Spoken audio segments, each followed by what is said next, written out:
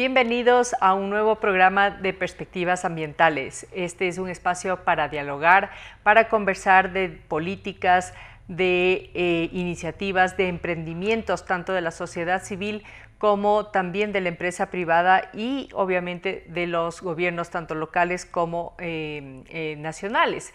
¿Qué es lo que hay en ciernes sobre el tema ambiental a nivel de Ecuador, a nivel de la región y a nivel del mundo? Y como ustedes saben, este programa se transmite en Telesucesos a las 7 de la noche, los días viernes, los días domingos a las 2:30 de la tarde y en todas las plataformas digitales que tenemos, tanto en Twitter como en Facebook, en Instagram y en YouTube. El día de hoy vamos a hablar sobre un tema súper interesante que creo que va a convenir a todos entender lo que es resiliencia, lo que es la seguridad alimentaria y qué tiene que ver con estos calores y con los efectos del cambio climático. Y qué mejor para esto, le hemos invitado a Andrés Mogro y quisiéramos entender un poquito quién es Andrés. Bienvenido, Andrés, bienvenido a este programa de Perspectivas Ambientales. ¿Quién es Andrés? Andrés tiene una licenciatura multilingüe en negocios e intercambios internacionales de la Universidad Católica del Ecuador. Él es máster en relaciones internacionales de la Universidad Andina Simón Bolívar y una especialización en liderazgo de gobiernos y de organizaciones no gubernamentales de la Universidad Estatal de Nueva York. Pero realmente está aquí porque es gerente regional de un programa de resiliencia y transición climática de la Fundación Avina. Bienvenido, Andrés, y contigo justamente quisiéramos hablar de cuál es el objetivo de este programa y después vamos a desarrollar cuáles son las soluciones y lo que hemos encontrado a través de este proceso de investigación de este proyecto. ¿Cuál es el objetivo de Andes Resilientes, como es el programa? ¿Cómo se llama el programa? Buenas tardes, Verónica. Muchas gracias por la invitación. Felicidades por el programa.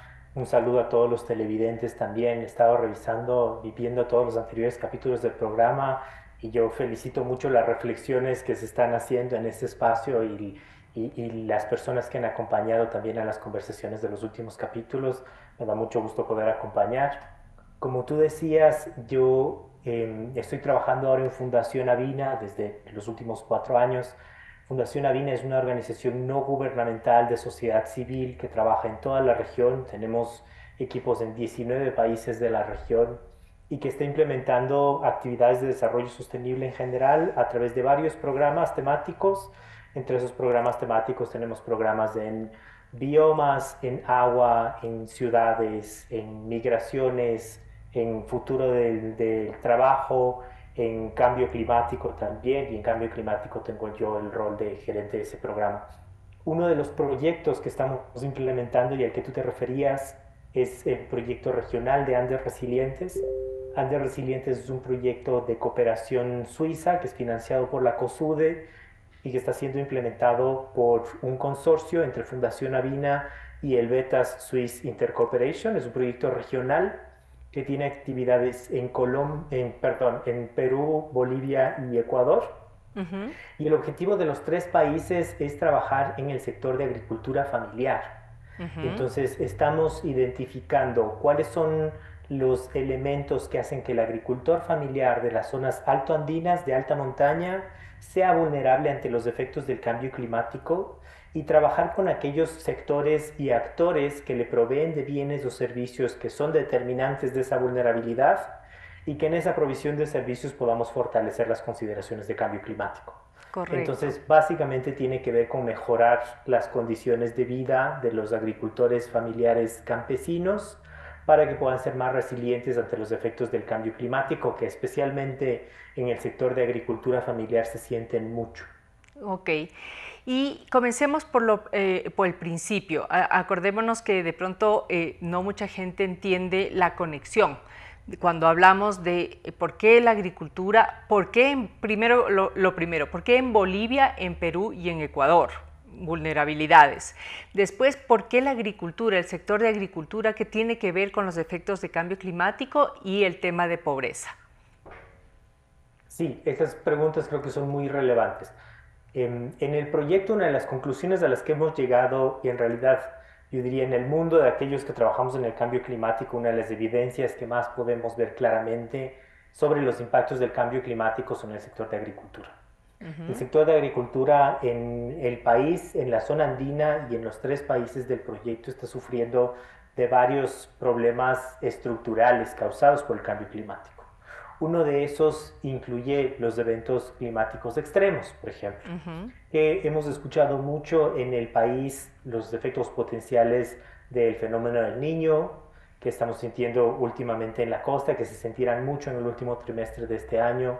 Hemos escuchado mucho sobre cambios de temperatura y de precipitación, cambios en los patrones de lluvia, por ejemplo, ujú, que han hecho que las épocas de siembra y de cosecha sean ahora impredecibles y ujú. eso afecta muchísimo al sector de agricultura. Causa problemas estructurales derivados de eso como la degradación de las tierras, la deforestación, el avance de la frontera agrícola. Eso a su vez tiene impactos sobre fuentes de agua, como los páramos, por ejemplo, pone en riesgo la disponibilidad de agua, pérdida de biodiversidad, eh, dependencia eventual de la importación de alimentos, por ejemplo, y genera desigualdades sociales como inequidades de género, exacerba la pobreza y nos hace olvidar lo dependientes que somos y lo importante que es el sector de agricultura, no solo para el país, sino para todos. Así es. Cuando pensamos en los efectos del cambio climático, se habla mucho de olas de calor, ahora en el hemisferio norte, en Europa y en Estados Unidos, se han medido estas últimas semanas temperaturas de 55 grados que rompen todos los récords, pero nos olvidamos que a pesar de que en el sur, en el hemisferio sur, nosotros no estamos sintiendo esas temperaturas extremas, nosotros estamos mucho más cercanos a realidades como la biodiversidad, la agricultura y las fuentes de agua, y que al fin y al cabo la comida no viene de los mercados y el agua no viene de la llave. Así Y es. son esas fuentes de ambas cosas las que están siendo amenazadas muy fuertemente por el cambio climático. Ujú, exactamente. Y ahí también surge el tema de la resiliencia. No mucha gente entiende qué es ser resilientes y por qué hemos descrito que vivimos en las ciudades y uno abre las llaves las llaves de agua y simplemente te sale, pero no sabes que eso viene de los páramos, inclusive viene del Yasuní. El otro día fue un dato muy interesante que yo no sabía, pero el agua de Quito también viene del Yasuní y del Chocó andino. Y eso significa que si mantenemos esos páramos y estamos preservando la resiliencia y la vulnerabilidad, digamos, frente a los efectos devastadores del cambio climático que hemos visto, por ejemplo, en Bolivia. Ya se está secando pues uno de los lagos que no recuerdo el nombre, ¿no? Y que si bien es cierto, vemos en otros países las inundaciones, vemos aquí mismo inundaciones, en otros lados hay unas sequías tenaces, ¿no? Entonces, ¿eso qué va a significar en términos de resiliencia? Sí, a ver, es importante partir desde el concepto que tú planteabas, ¿no? La resiliencia es la capacidad que tengamos como sistemas, es que hablamos, por ejemplo, del sistema agropecuario o del sistema de patrimonio natural, de una comunidad o de un individuo, incluso a nivel individual, para resistir, adaptarse y recuperarse de los impactos del cambio climático y de los eventos climáticos extremos. Uh -huh. Siento que el concepto de resiliencia también se ha utilizado fuera del espacio climático, en el ámbito social, y normalmente la resiliencia se relaciona a la capacidad de, después de un shock, regresar al mismo estado en el que estábamos antes de ese shock. Es como una capacidad de rebote, digamos. Uh -huh. Pero en el ámbito climático la resiliencia no se relaciona a una capacidad de rebotar después de un shock, sino de que ese shock nos genere impactos amenorados. Uh Digamos, es -huh. como generar un amortiguador. Uh -huh. Entonces, esa resiliencia incluye generar capacidad para absorber y soportar esos impactos, ajustar o modificar prácticas y estructuras existentes para hacer frente a las condiciones que se está generando. El cambio climático en el mundo agropecuario, la resiliencia tiene que ver mucho con riego, con sistemas de riego parcelario tecnificado, con prepararnos a los cambios en los patrones de lluvias, con prepararnos a nuevas plagas que se están presentando en los cultivos y con mejorar también la capacidad social y la capacidad económica de los agricultores familiares a responder a un evento en el que puedan perder su cultivo, por ejemplo. Entonces, la resiliencia en el mundo agropecuario también tiene que ver mucho con acceso a microcréditos, tiene que ver mucho con ingresos equitativos entre hombres y mujeres y tiene que ver mucho también con la transferencia generacional de la agricultura. Una de las circunstancias que hace más que nuestro sector sea vulnerable ante los efectos del cambio climático ha sido el envejecimiento del agricultor promedio en el país, que está ahora por encima de los 50 años. Y Wow. eso es porque la expectativa de los agricultores, lamentablemente, a diferencia de otros países, en otros países ser un agricultor resulta ser un buen negocio. O sea, Porque está tienes países como subvencionado Estados además. Unidos, en donde hay muchísimo apoyo para el sector de la Exacto. agricultura y organización y políticas y subsidios y más, que hace que ser un agricultor sea un buen negocio. Y entonces tú como agricultor quieres y promueves que tu familia siga en ese negocio y está muy bien. Y eso a veces sucede aquí a nivel sectorial, como Ujú, grandes familias arroceras, digamos. Pero ujú. en el país, a nivel de la agricultura familiar, ser un agricultor no es un buen negocio. Es Y peor ahora con lamentable la por diferentes modificación del clima. situaciones. Verónica, no te escucho, perdón. Ah, perdona, te interrumpí, sino que quería comentarte que ahora más cuando no sabes cómo va a estar el clima y para el término de las Exacto. cosechas es ya impredecible. Perdona, te corté. No, yo decía, y eso también significa que en el sector de agricultura la expectativa es que las nuevas generaciones no se dediquen a lo mismo. Y entonces hay una migración muy fuerte desde la ruralidad hacia la ciudad, porque el sector de agricultura no es un buen negocio y genera al mismo tiempo de pobreza estructural a nivel del país, genera una falta de involucramiento desde la juventud y desde nuevas generaciones a algo de lo que todos dependemos. Wow. Y eso nos pone en riesgo en algunos años cuando la edad promedio del agricultor sea 55 y luego 60 y luego no tengamos nadie que se dedique a la agricultura, el país va a estar en una crisis peor que la que hayamos visto nunca. Fíjate estos datos qué interesantes para generar una política pública de incentivo justamente hacia la ruralidad, hacia la agricultura, que siempre, como tú dices, está venida a menos y no hay apoyo y simplemente no nos damos cuenta que de eso depende la seguridad alimentaria. De donde estamos nosotros alimentándonos. En las ciudades solo compramos en la tienda, en el supermercado, etcétera, pero no sabemos la cadena de valor, quién lo produce, de dónde vienen los microcréditos, cómo está afectada esa ciudadanía. Y yo no sabía ese dato muy interesante, que el promedio es de 50 años y después ya los chicos ya quieren venirse pues a hacer otras cosas, ¿no? Y no están mirando los ojos hacia la agricultura. Y esto me viene a otra de las preguntas, Andrés, porque ustedes han hecho varios estudios y uno de esos estaba leyendo el estudio de la cadena de valor del tomate de árbol y los efectos del cambio climático sobre todas sus etapas, considerando el tema de mujeres, el tema del estudio de mercado y qué encontraron ahí y qué recomendaciones verían? Y solamente hablando del tomate de árbol, no sé si tienes algunos otros ejemplos. No, muchas gracias por hacer referencia a eso.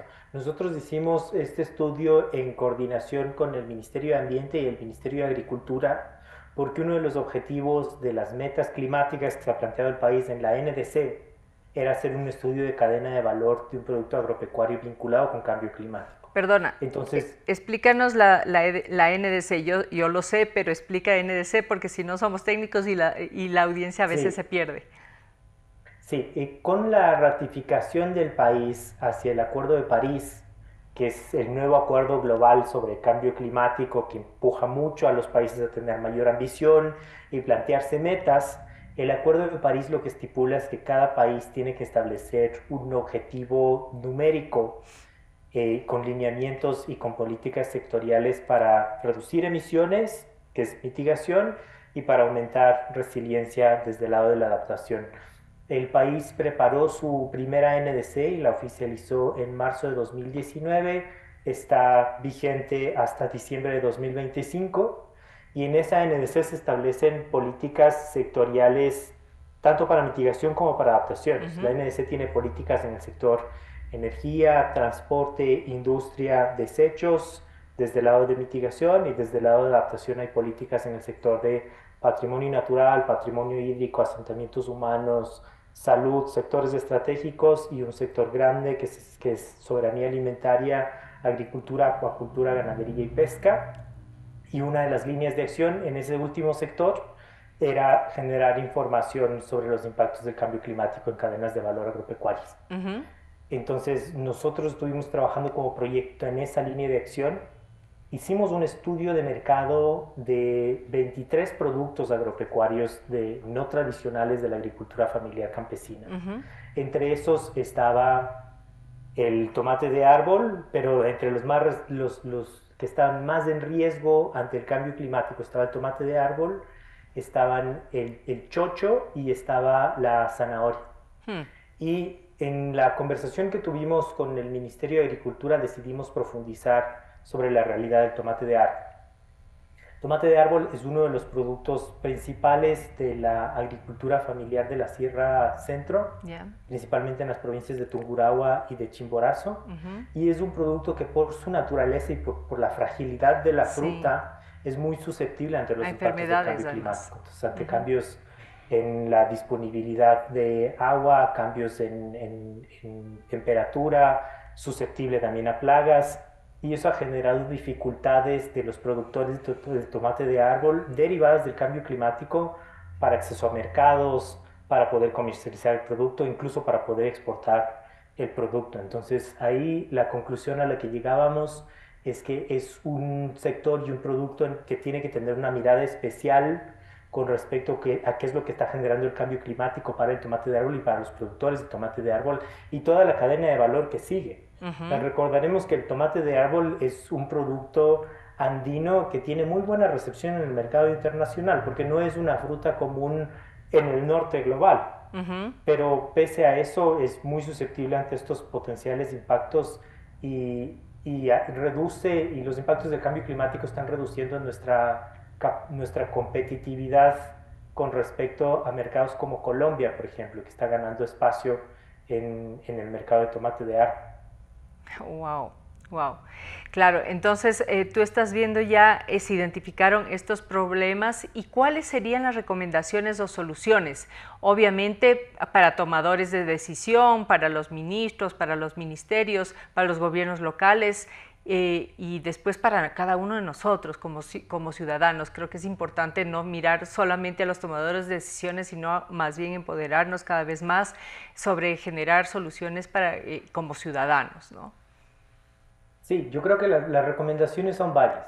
O sea, a nivel de gobierno, yo creo que es importante evidenciar estos espacios dentro de la agricultura y estos productos dentro de la agricultura que tienen estos impactos más exacerbados del cambio climático dentro de su cadena de valor y generar políticas que puedan contrarrestar no solo los impactos, sino las consecuencias sociales y económicas que los impactos están generando. ¿Cómo podrías contrarrestar? Es decir, un agricultor que tiene el tomate de árbol y que siente que el agua, no sé, el agua está fallando, el clima está más caliente, o sea, ¿está en sus manos o cómo podría contrarrestar eso? Sí, una de los impactos de las medidas que se pueden tomar al respecto tiene que ver con precios justos. ¿No? Con precios justos y con precios que reconozcan el valor añadido que tiene una producción orgánica, por ejemplo. Lo lamentable y lo difícil del sector agropecuario es que los precios normalmente responden a la realidad del mercado y los agricultores tienen que ir a competir con los precios más bajos. Y entonces eso, desde el lado del gobierno, por ejemplo, el Ministerio de Agricultura ha estado trabajando en algo que se llama el Sello de Agricultura Familiar Campesina. Y el Sello de Agricultura Familiar Campesina es un reconocimiento de que al consumir esos productos tú no estás solo alimentando la mesa de tu hogar, sino que también estás apoyando a la economía del sector familiar campesino y genera reconocimientos para las instituciones que están comercializando productos con el sello AFC. Ya. Entonces hay un vínculo ahí muy cercano con canales de comercialización, con lo que el Ministerio de Agricultura llama circuitos cortos de comercialización. Entonces hay participación desde agricultores con el sello en ferias organizadas por el Ministerio, en espacios de comercialización como mercados que tienen vínculos con municipios o en reconocimientos hacia un actor en la comercialización que el MAC llama las horecas, que son hoteles, restaurantes y cafeterías. Ya. Entonces hay vínculo con la comercialización que como objetivo general tiene la meta de poder generar precios más justos de ingresos un poco más justos hacia el agricultor familiar. Ok, entonces puede regular el mercado y por parte de la ciudadanía, ¿qué podríamos hacer? Supongo que más bien comprar y ayudar a aquellos productos que vemos que son orgánicos, que tienen un justo precio, que ayudan a las comunidades, etcétera, ¿no? Y no, no digo no vayamos a comprar a los grandes supermercados, pero demos preferencia justamente a los pequeños, ¿no? Creo que es un tema de equidad, seguramente van a ser más baratos, no usan mucho plástico y además son orgánicos. Sí, en realidad la recomendación o la conclusión a la que llegamos es la misma, ¿no? Y en el caso del Ecuador, yo veo cada vez más como pequeñas fruterías y verdulerías que venden productos frescos y mi preferencia siempre es hacer la compra ahí que hacer la compra en un supermercado grande que en la mayoría de los casos rechaza productos desde agricultores familiares porque no todos los pimientos son del mismo tamaño, o porque este está deforme, o porque esta papa está un poco morada, o porque este maíz no tiene las líneas de los granitos rectos. Ese es el tipo de criterios que a veces tienen los supermercados y que hace que se desperdicie mucho producto y se venda más caro. Y la gente a veces con esas consideraciones toma decisiones que afectan al sector de la agricultura familiar desde el lado de los ingresos. Exactamente.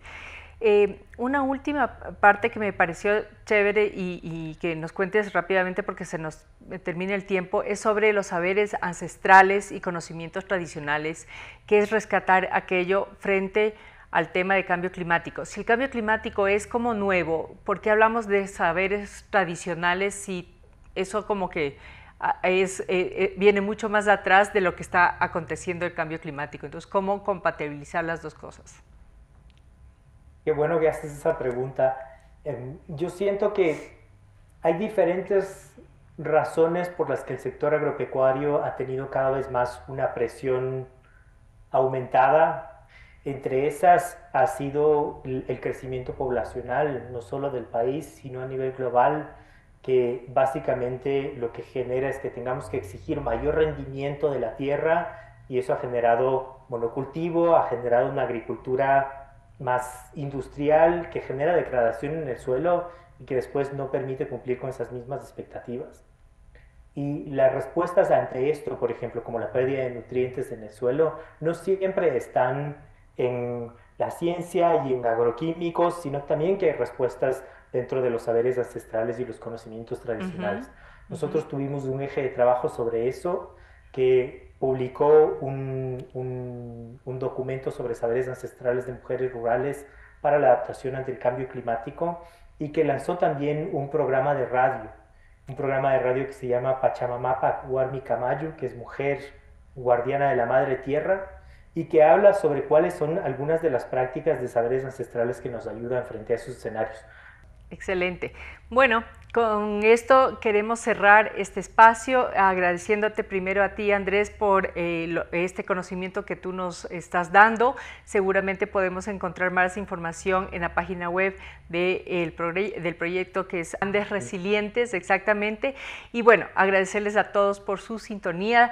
Les recordamos que este programa es transmitido los días viernes a las 7 de la noche, los domingos a las 2:30 de la tarde y en todas nuestras plataformas digitales, tanto en Instagram, en YouTube, en Twitter, y que además les quisiéramos pedir que compartan con más gente, que den un like, etcétera, porque esto es importante, que la gente conozca mucho más y que juntos podamos alcanzar a más gente para generar más conciencia ambiental.